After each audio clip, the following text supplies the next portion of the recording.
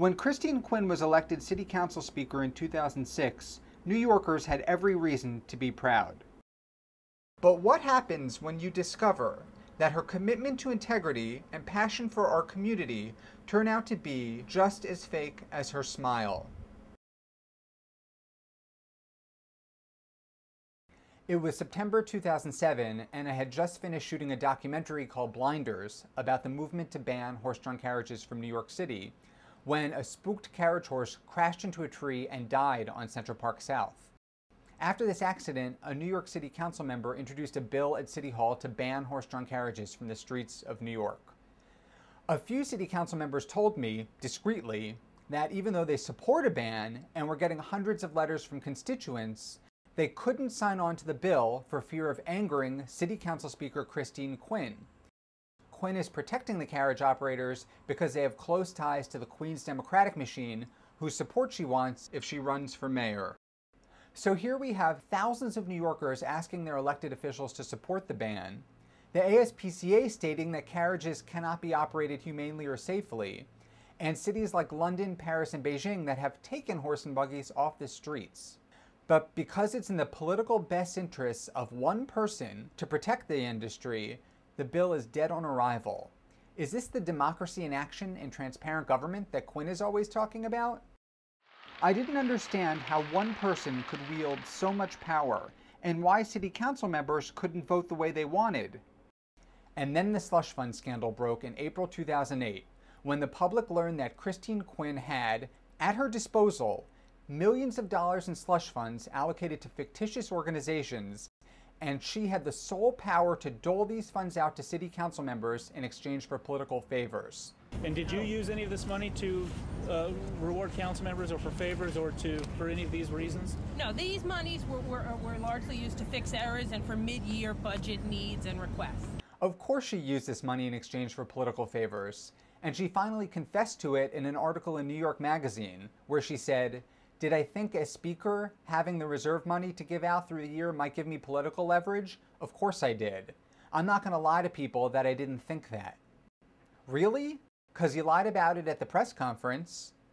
Here's another slush fund related lie. I found out about that in the late fall, early winter of 2007, and the moment we found out about it, we turned it over to investigators. How could you not have known about these funds until late 2007 if you had sole discretion over these funds in 2006 and 2007, and if 24% of the funds went to groups in your own district in 2007? I think these questions have been asked and answered over and over again. Of course she didn't answer that question, and she never has.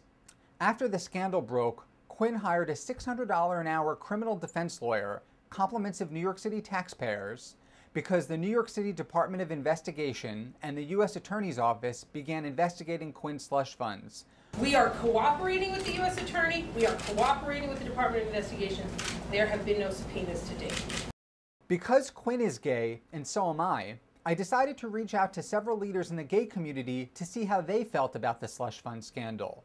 To my surprise, they said what they were really angry about is the number of ways in which Christine Quinn has betrayed the gay community behind the scenes since becoming speaker.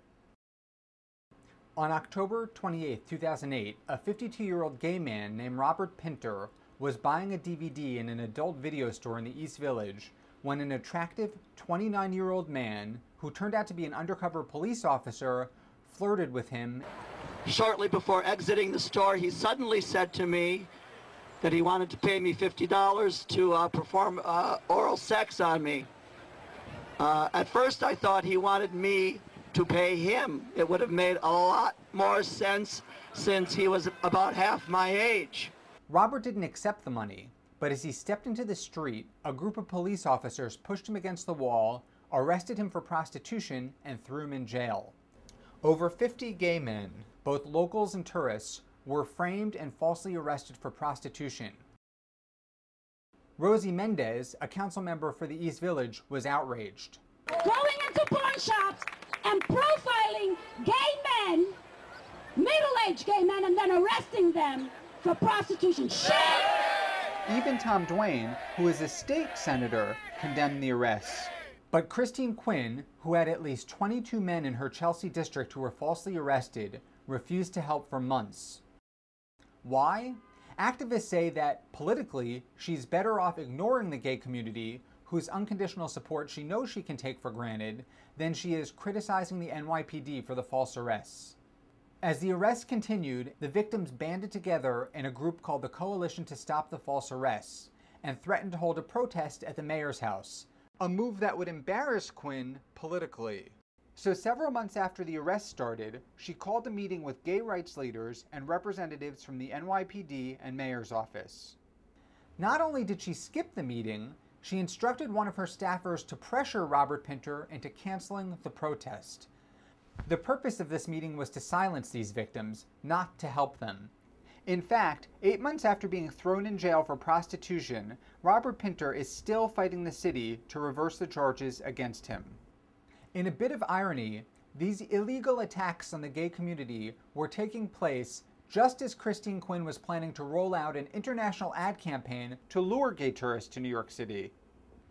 At the press conference, she said, 40 years ago, a group of people said enough was enough, and they struck back against police officers.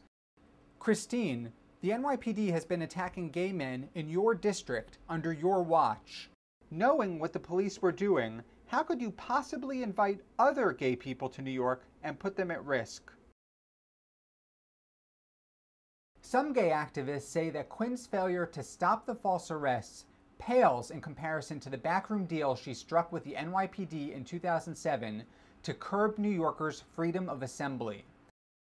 Instead of conducting public hearings, Christine Quinn rubber-stamped a rule that would prohibit groups of 50 people or more from assembling in public without a permit. How could Christine Quinn take away our constitutional right to freedom of assembly, the very civil right that put her into power, and the very civil right that enabled gay people to fight back during Stonewall? Christine Quinn, hypocrite. Your policies are full of Christine Quinn, hypocrite. In October 2008, Christine Quinn reversed her position on term limits, a decision that triggered an assault on the democratic process that will go down in history. Here's what she used to say about term limits. They are the will of the voters, and we must abide by them, and we cannot be distracted by attempts to change them. But on October 13th, 2008, she stepped up to the microphones and reversed her position. In these difficult times, I believe voters should have the choice to keep the current leadership of our city. So why would a public figure who spoke so fervently about term limits change her mind, especially after New Yorkers voted twice to keep term limits? First, the slush fund scandal that broke a few months before virtually crippled her chances of being elected mayor in 2009. But 4 years from now, most voters will have forgotten about the slush fund scandal. Secondly, if Quinn supported Mayor Bloomberg in his quest for a third term, then he would undoubtedly support her mayoral candidacy in 2013. Finally, some City Hall insiders speculate that, in exchange for Quinn's support of the mayor's third term, Bloomberg would put the brakes on the New York City Department of Investigation's probe into Quinn's slush fund scandal. Political circles have been buzzing about how the mayor got Quinn to sign on to his legislation. There's certainly no backroom deal here. I get 20 questions a day about it. I don't know how you can call that a backroom deal. Then what happened to the city's investigation into the slush funds? More than a year has gone by, and the Department of Investigation has been silent. In addition to betraying both voters and the democratic process in New York City, Quinn betrayed the gay community when she reversed her position on term limits, because other LGBT candidates who were planning to run for what should have been vacant city council seats dropped out of the race. It would have been nice to have better representation because, since Christine Quinn became Speaker, not one LGBT bill has been introduced at City Hall.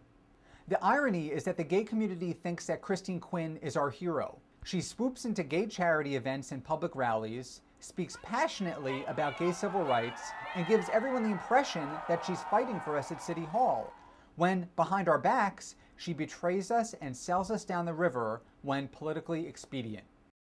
In the past, I had nothing but respect and admiration for Christine Quinn, but now that I know about the deceptions and betrayals, I feel it is important to help others see the truth behind the smile.